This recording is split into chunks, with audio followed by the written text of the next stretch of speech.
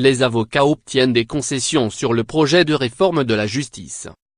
Alors que le mouvement de protestation des avocats contre le projet de loi de programmation de la justice a surpris le gouvernement, notamment en région, Nicole Belloubet, garde des Sceaux, a fait plusieurs concessions pour tenter de déminer le terrain.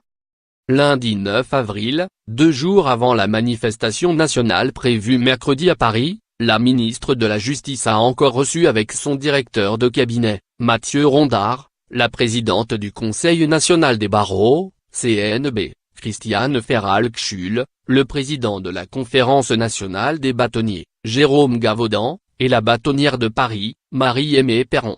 Cette réunion de 2h30 a été qualifiée de positive par plusieurs participants, de part et d'autre.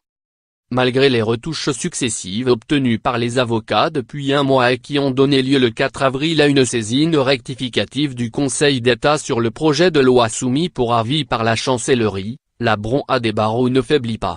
De quoi maintenir la pression sur le ministère de la Justice et pousser les revendications. Tant qu'on gagne, on joue, résume un conseiller des avocats dans ces négociations.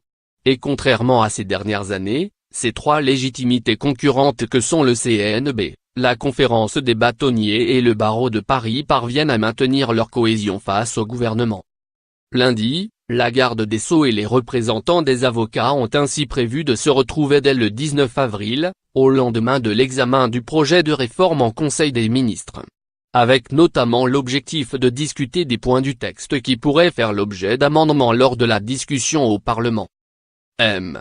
Gavaudan, qui a été reçu à déjeuner par le Premier ministre, Édouard Philippe, début avril, avec ses deux consoeurs, reste inquiet sur le fond d'un projet de loi qui éloigne le justiciable du juge mais